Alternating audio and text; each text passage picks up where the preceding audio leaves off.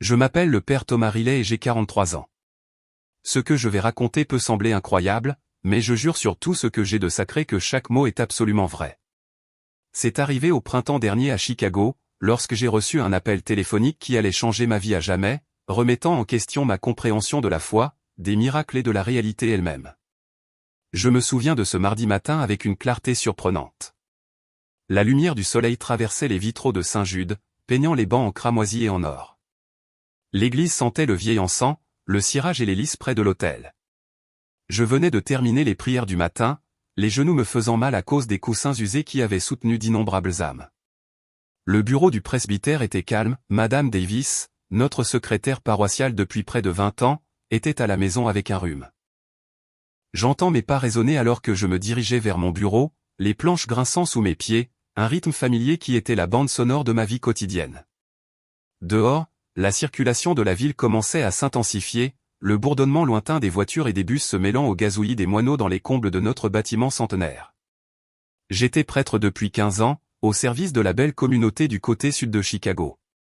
C'était un quartier de contraste, où des appartements imposants côtoyaient de modestes maisons familiales, où différentes langues créaient une symphonie de diversité humaine. J'aimais chaque centimètre carré de cet endroit, chaque âme qui franchissait nos portes, chaque défi, chaque bénédiction qui accompagnait le fait de servir une communauté aussi dynamique. Lorsque le téléphone a sonné, brisant la paix, je n'avais aucune idée que tout allait changer. Je sens encore le plastique lisse du récepteur dans ma main. J'entends encore les tremblements dans la voix à l'autre bout du fil. C'était le détective Maria Sanchez du service de police de Chicago, quelqu'un avec qui j'avais travaillé sur des programmes communautaires. Mais ce n'était pas son ton professionnel habituel. Il y avait quelque chose de brut dans sa voix, quelque chose qui faisait battre mon cœur plus vite. « Père Riley », dit-elle, et je l'entendis prendre une profonde inspiration. « Nous avons besoin que vous veniez immédiatement aux appartements Arborview. Il y a une situation. Elle concerne le père David Lee de la paroisse Sainte-Croix. Je ne peux pas vous expliquer au téléphone, mais s'il vous plaît, vous devez venir maintenant. Père David. » Le nom me frappa comme une vague. David Lee n'était pas seulement un confrère prêtre, mais mon ami le plus proche du clergé, un homme que je connaissais depuis le séminaire. Nous avions été ordonnés le même jour et nous nous étions soutenus mutuellement à travers toutes les épreuves de nos vocations. Il servait à Sainte-Croix, au centre-ville, travaillant sans relâche avec la communauté immigrée, en particulier les familles du Vietnam qui construisaient une nouvelle vie. Mes mains tremblaient alors que je reposais le téléphone. Le détective Sanchez avait refusé de donner des détails, mais l'urgence dans sa voix me disait que quelque chose de terrible s'était produit. J'ai attrapé mon manteau, tâtonnant avec les boutons, mon esprit s'emballant. L'air printanier était trop froid contre mon visage alors que je me précipitais vers ma voiture, bien que je sache que la température était douce pour avril. Alors que je traversais la ville en voiture, j'ai prié avec une intensité que je n'avais pas ressentie depuis des années. Les mots du chapelet coulaient de mes lèvres, mes doigts cherchant les perles de bois que ma mère m'avait données lorsque j'étais entré au séminaire, lissées par des décennies de prières. Autour de moi, la ville se réveillait. Les gens se précipitaient le long des trottoirs avec des tasses de café, les ouvriers du bâtiment se rassemblaient sur les chantiers et les enfants attendaient aux arrêts de bus. La vie continuait à son rythme normal, ignorant que pour moi, tout avait basculé dans quelque chose de surréaliste et d'effrayant. Les appartements Arborview sont apparus, un complexe résidentiel massif qui s'élevait sur 30 étages dans le ciel de Chicago. Même à plusieurs pâtés de maisons, j'ai vu les lumières clignotantes des voitures de police, des ambulances et des camions de pompiers entourant le bâtiment. La rue était bloquée et les agents détournaient la circulation de la zone. Une foule s'était rassemblée derrière les barrières de police, les gens pointant vers le haut, leurs visages pâles de choc.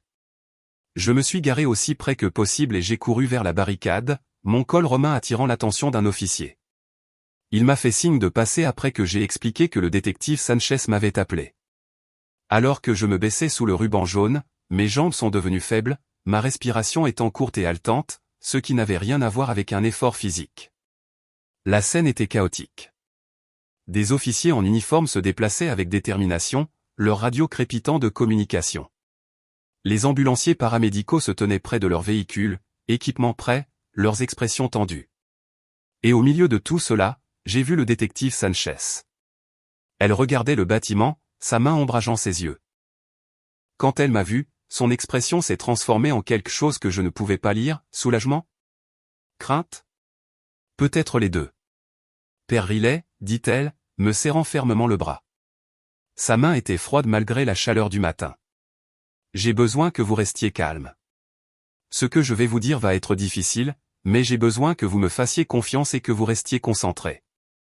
J'ai hoché la tête, bien que chaque fibre de mon être criait pour qu'elle me dise ce qui était arrivé à David. L'air était épais, lourd d'une électricité que je ne pouvais pas expliquer. C'était comme si l'atmosphère retenait son souffle. Le père Lee est là-haut, dit-elle en pointant les étages supérieurs. Sur le toit. Il travaille avec une famille au 28e étage, la famille Nguyen. Ce sont de récents immigrants du Vietnam, ils sont dans le pays depuis moins d'1 an. Le père, M. Nguyen, a du mal à s'adapter, à subvenir aux besoins de sa famille, à se sentir impuissant. Mon estomac s'est serré alors qu'elle parlait, une froide crainte se répandant dans ma poitrine. Ce matin, quelque chose a craqué. Monsieur Nguyen est devenu convaincu que tout était sans espoir, que sa famille serait mieux sans lui.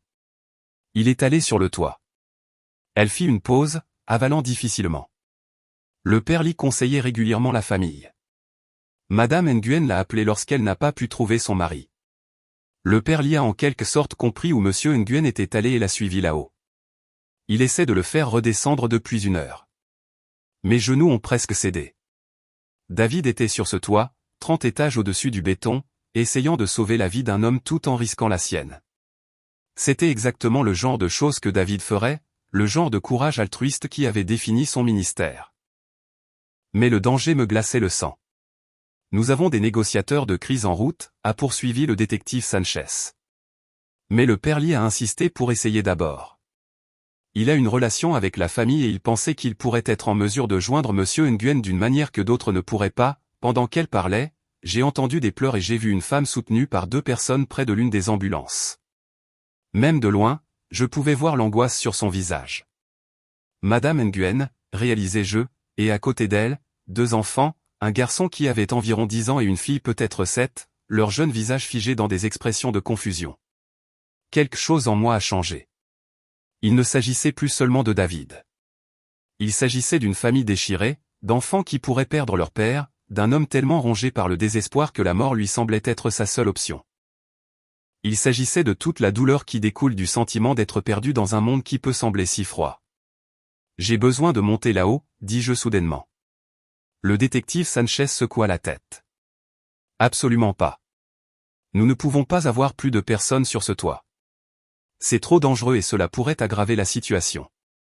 Mais même en parlant, j'ai senti quelque chose s'agiter en moi. Ce n'était pas du courage, j'étais terrifié. Mes mains tremblaient. Mon cœur battait si fort que je pouvais le sentir dans ma gorge.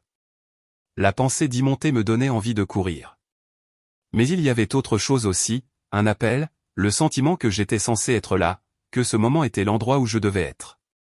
J'ai levé les yeux vers le bâtiment, mes yeux traçant les lignes de béton qui montaient vers le ciel.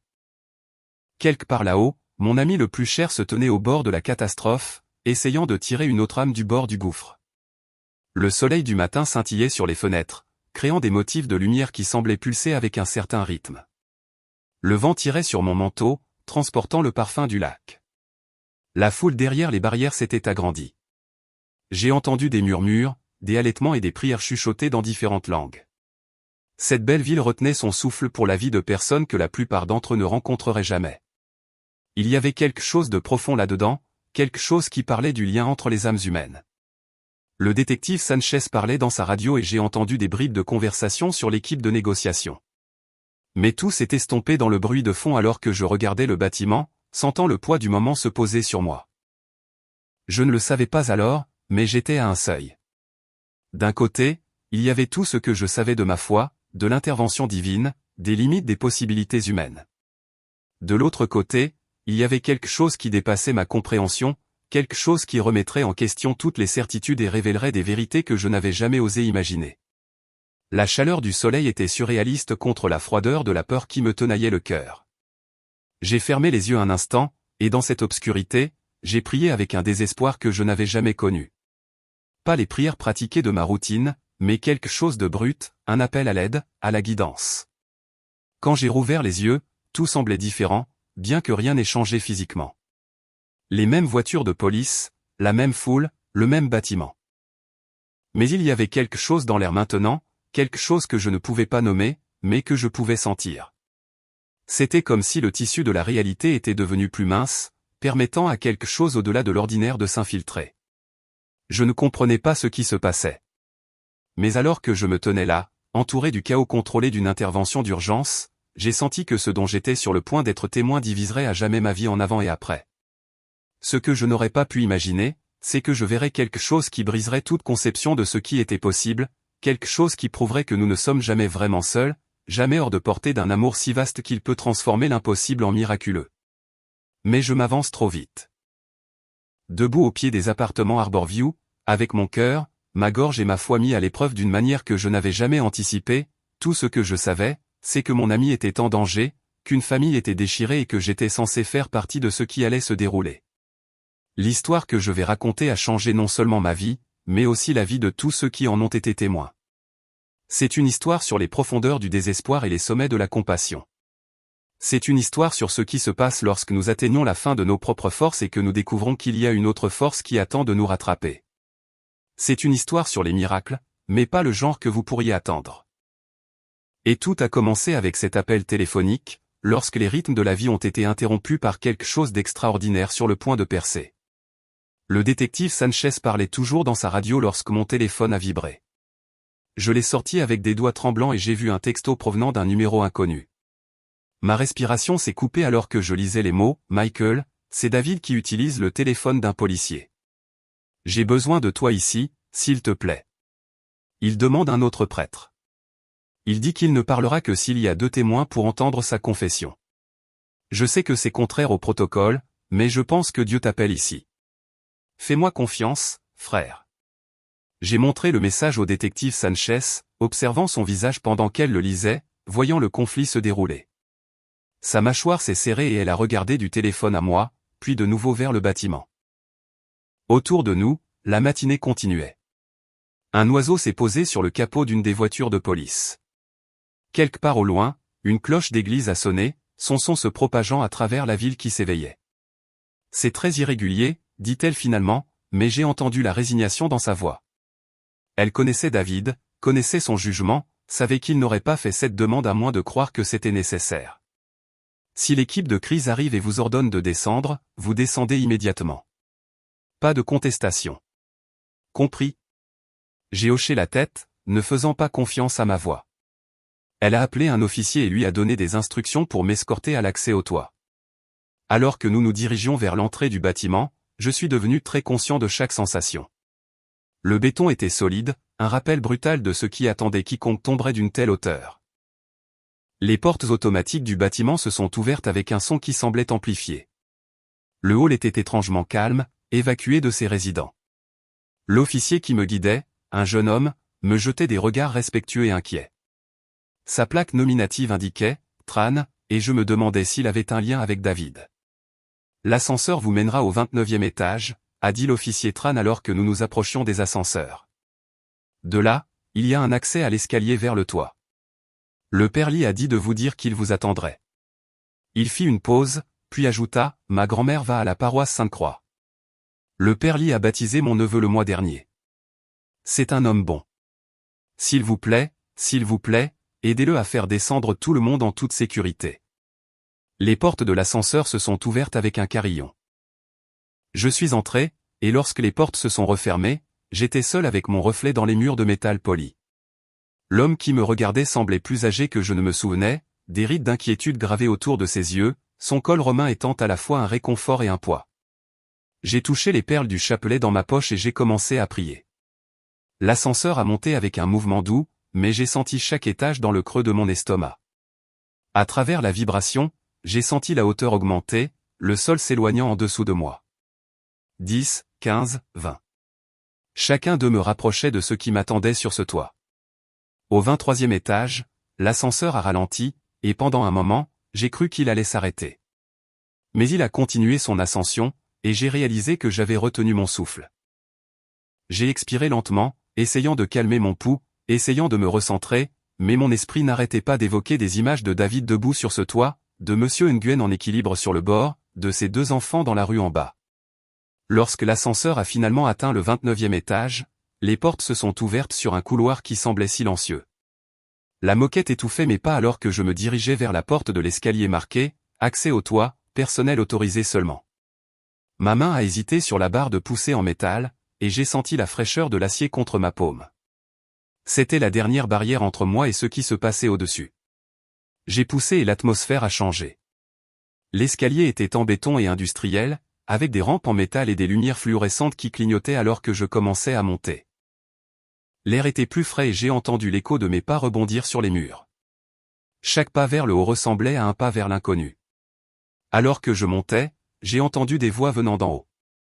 La voix de David, calme et stable, prononçant des mots que je ne pouvais pas distinguer, et une autre voix, plus rauque, remplie d'angoisse, répondant dans un anglais approximatif, mélangé à ce que je supposais être du vietnamien.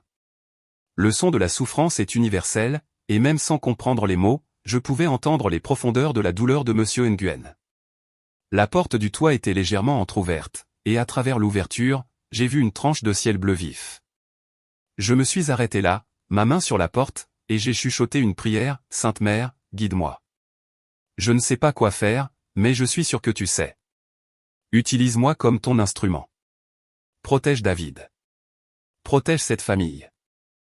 Fais-nous traverser tous cette obscurité vers ta lumière. » J'ai poussé la porte et je suis sorti sur le toit. La première chose qui m'a frappé, c'est le vent. Ici, 30 étages au-dessus de la rue, il se déplaçait avec une force que je n'avais pas anticipée, fouettant mon manteau. La vue était stupéfiante, toute la ville s'étendant dans toutes les directions, le lac Michigan scintillant à l'est, les gratte-ciel s'élevant comme une forêt. C'était beau et terrible, une perspective qui semblait diminuer tout ce qui se trouvait en dessous. Puis je les ai vus. David se tenait à environ 15 pieds du bord du toit, son corps positionné avec soin, ses mains visibles et ouvertes dans un geste de paix. Même de dos, je pouvais voir la tension dans ses épaules, le contrôle prudent dans sa posture. Il avait toujours été le plus calme, celui qui pouvait trouver la paix au milieu du chaos. Mais je pouvais voir que même son sang-froid était mis à l'épreuve. Au-delà de David, plus près du bord, il y avait un homme que je supposais être Monsieur Nguyen. Il était assis sur le mur bas qui bordait le toit, ses jambes pendant dans le vide, son corps se balançant dans le vent. Il était plus petit que je ne l'avais imaginé, sa silhouette frêle, ses épaules voûtées.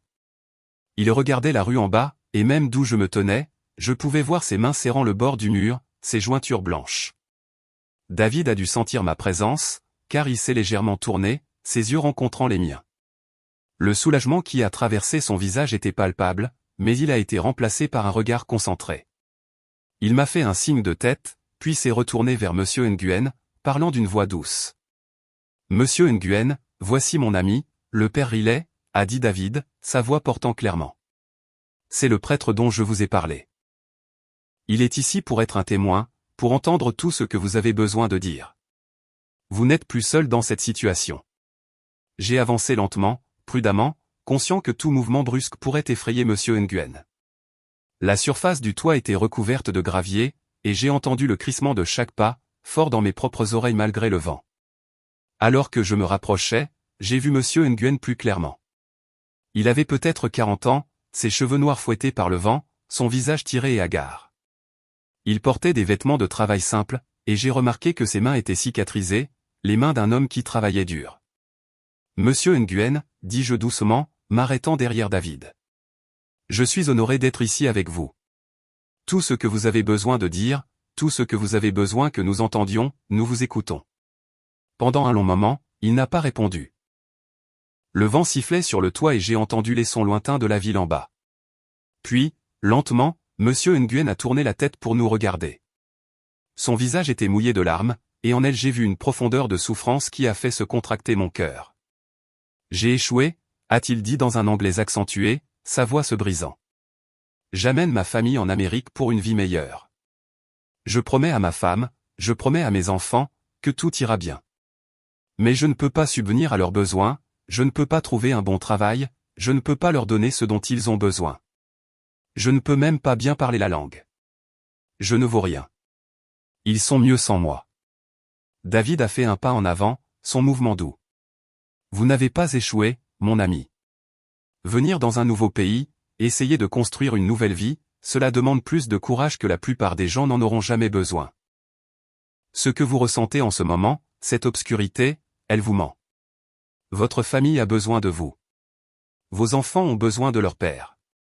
Mais Monsieur Nguyen secouait la tête, tout son corps tremblant. Vous ne comprenez pas. Au Vietnam, j'étais quelqu'un. J'avais un bon travail, j'avais du respect. Ici, je ne suis personne. Je nettoie les sols. Je lave la vaisselle. Je fais un travail que dans mon pays je ne ferai jamais. Et toujours pas assez d'argent. Ma femme doit travailler 2 emplois. Les enfants portent de vieux vêtements. Je vois d'autres pères, des pères américains, donner tout à leurs enfants. Je ne donne rien d'autre que de la déception. La douleur dans ces mots était viscérale, et je l'ai ressentie. Il ne s'agissait pas seulement de difficultés économiques. Il s'agissait d'identité, de dignité, d'un homme qui avait construit son sens de soi sur le fait d'être un pourvoyeur, et qui sentait maintenant qu'il n'avait plus rien à offrir. Le vent a soufflé et j'ai vu Monsieur Nguyen se balancer. Mon cœur a bondi, mais il s'est stabilisé, sa prise sur le mur se resserrant. Je me suis retrouvé à parler, les mots coulant d'un lieu de compassion. Monsieur Nguyen, je vous vois. Je vois un homme qui aimait tellement sa famille qu'il était prêt à tout quitter de familier pour leur donner une chance à un avenir meilleur. Je vois un homme qui fait des travaux qui blessent sa fierté parce qu'il aime ses enfants plus qu'il n'aime son propre confort. Ce n'est pas un échec. C'est de l'héroïsme. Mais ce n'est pas suffisant, a-t-il crié, sa voix s'élevant. Jamais assez. Et aujourd'hui, j'ai perdu mon emploi. Le gérant dit que je suis trop lent, que je ne comprends pas les instructions. Maintenant je n'ai plus rien, rien à donner.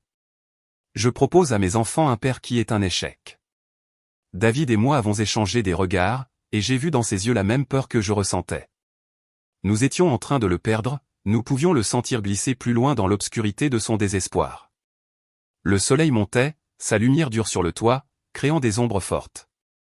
J'ai remarqué que nous pouvions voir la foule en bas, les véhicules d'urgence et ce qui ressemblait à Madame Nguyen et les enfants, de petites silhouettes, regardant vers le haut. Vos enfants sont là-bas, dit doucement David. Votre femme est là-bas. Ils vous attendent. Ils prient pour que vous reveniez vers eux. Mais cela semblait causer encore plus de douleur à Monsieur Nguyen. Il a laissé échapper un son qui était à moitié sanglot, à moitié gémissement, un son d'une telle agonie qu'il a déchiré l'air. Mieux vaut qu'ils se souviennent de moi tel que j'étais, pas tel que je suis maintenant. Mieux vaut qu'ils aient la chance de recommencer sans le fardeau de l'échec.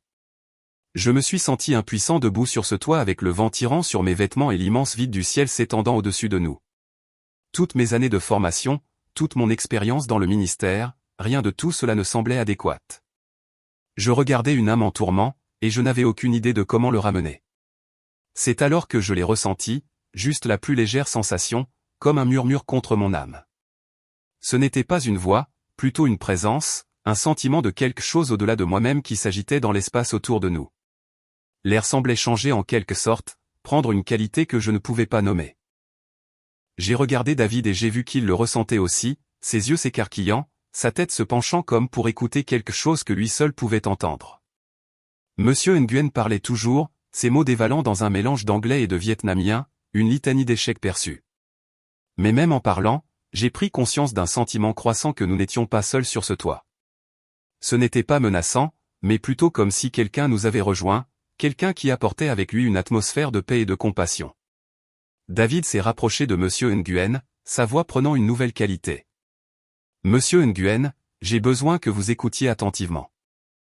Vous dites que vous n'avez rien à donner à votre famille, mais si le plus grand cadeau que vous puissiez leur faire n'était pas l'argent ou le statut, mais simplement vous, votre présence, votre amour, votre volonté de continuer à essayer même lorsque tout semble impossible? Je me suis retrouvé à ajouter, les mots venant au-delà de ma propre compréhension. Il y a un amour qui vous voit exactement tel que vous êtes, avec toutes vos luttes, et qui vous chérit complètement. Vous ne valez rien. Vous êtes précieux. Vous êtes aimé au-delà de toute mesure. Monsieur Nguyen s'est tourné pour nous regarder, et j'ai vu la confusion se mêler au désespoir sur son visage. Comment pouvez-vous dire ça? Vous ne me connaissez pas. Vous ne savez pas ce que j'ai fait, ce que je n'ai pas réussi à faire. Mais je connais quelqu'un qui vous connaît, a dit David, sa voix remplie de certitude. quelqu'un qui a été avec vous à chaque étape de votre voyage, qui a pleuré avec vous dans votre souffrance, qui est ici avec nous en ce moment sur ce toit. Le vent s'est calmé, et dans le silence, j'ai senti cette présence grandir. C'était comme si l'air se chargeait de quelque chose de sain. La lumière du matin semblait plus douce, plus dorée, et j'ai senti que nous étions au seuil de quelque chose d'extraordinaire. Le silence était surnaturel. Même le bourdonnement constant de la ville semblait s'être estompé, comme si le monde retenait son souffle. J'ai senti mon cœur battre dans ma poitrine, chaque pulsation résonnant dans le silence. Le gravier sous mes pieds semblait amorti. Monsieur Nguyen avait cessé de parler. Son visage s'est tourné vers nous avec une expression que je ne pouvais pas lire. C'était comme s'il sentait que quelque chose avait changé, que nous avions franchi un espace où les règles ordinaires avaient moins d'emprise. Ses mains, qui avaient serré le bord, s'étaient légèrement relâchées. David a fait un autre pas prudent en avant. J'ai remarqué que sa main s'était déplacée pour toucher le petit crucifix qu'il portait, ses doigts en traçant le contour. Le soleil a attrapé l'argent de la croix, envoyant un éclair de lumière. Monsieur Nguyen, a dit doucement David, je veux vous raconter quelque chose. Lorsque je suis arrivé pour la première fois à la paroisse Sainte-Croix, j'ai rencontré une femme nommée Madame Fan. Elle était en Amérique depuis 20 ans, mais elle se souvenait de sa première année, de la façon dont elle s'était sentie perdue, inutile, un échec. J'ai vu les yeux de M. Nguyen clignoter de reconnaissance. David a continué, elle m'a dit qu'elle s'était tenue dans son minuscule appartement une nuit, regardant ses enfants endormis, convaincue qu'il serait mieux sans elle. Elle avait fait un plan, préparé à mettre fin à sa souffrance. L'air s'est épaissi et j'ai senti cette présence grandir. C'était comme se tenir près de quelque chose d'immense, mais de doux, comme être en présence d'un océan qui retenait toute sa force. Mais quelque chose l'a arrêté, a continué David. Elle a dit que c'était comme une main sur son épaule, bien que personne ne soit là, comme une voix dans son cœur, bien qu'elle n'ait entendu aucun mot. Et à ce moment-là, elle s'est sentie vue. Vraiment vue. Pas pour ses échecs, mais pour son courage, pour son amour, pour l'âme précieuse qu'elle était. Le visage de Monsieur Nguyen s'est effondré, des larmes coulant sur ses joues. Mais je ne suis pas digne d'une telle chose, a-t-il chuchoté. Je ne suis pas assez bon. C'est alors que je me suis senti obligé de parler. Aucun d'entre nous n'est assez bon par lui-même, Monsieur Nguyen. Ce n'est pas la question. La question est que nous sommes aimés de toute façon, inconditionnellement. Pas à cause de ce que nous accomplissons, mais simplement parce que nous existons, parce que nous sommes des enfants du divin. La lumière s'est intensifiée. Et j'ai remarqué quelque chose d'extraordinaire. Les ombres sur le toit étaient devenues plus douces, presque brillantes. J'ai cligné des yeux, me demandant si je voyais des choses, si le stress me faisait halluciner. Mais lorsque j'ai jeté un coup d'œil à David, j'ai vu que lui aussi regardait autour de lui avec émerveillement. Une douce chaleur s'est répandue dans l'air. C'était le genre de chaleur qui semble venir de l'intérieur, touchant non seulement la peau, mais quelque chose de plus profond. J'ai vu Monsieur Nguyen lever le visage comme s'il sentait le soleil, bien que la température n'ait pas changé. D'en bas, j'ai entendu le son lointain des sirènes, l'équipe de négociation de crise. Mais le son semblait étouffé, comme s'il nous parvenait d'une autre dimension. Ici, il semblait que nous étions sortis du temps, dans un espace où quelque chose de sacré se déroulait. La respiration de Monsieur Nguyen avait changé, devenant plus lente, plus profonde. Ses yeux avaient maintenant une qualité différente, de la confusion, mais aussi de l'espoir qui s'allumait dans l'obscurité. Il a regardé de David à moi, puis autour du toit comme s'il cherchait la source du changement. « Qu'est-ce qui se passe » a-t-il demandé, sa voix un murmure. « Pourquoi l'air est-il différent ? Pourquoi est-ce que je ressens, je ne connais pas le mot. La paix. » « Oui, » a dit simplement David. « Vous ressentez la paix. » Mais c'était plus que de la paix, et nous le savions tous. Il y avait une présence sur ce toit avec nous, quelque chose qui remplissait l'espace d'un amour si profond qu'il était tangible. J'avais passé ma vie au service de l'Église, célébré des milliers de messes, mais je n'avais jamais senti la présence divine aussi clairement que je la ressentais à ce moment-là. Je me suis retrouvé à trembler, non pas de peur, mais d'admiration. Les perles du chapelet dans ma poche semblaient se réchauffer contre ma main. David s'était rapproché de Monsieur Nguyen, ses mains à ses côtés. Monsieur Nguyen.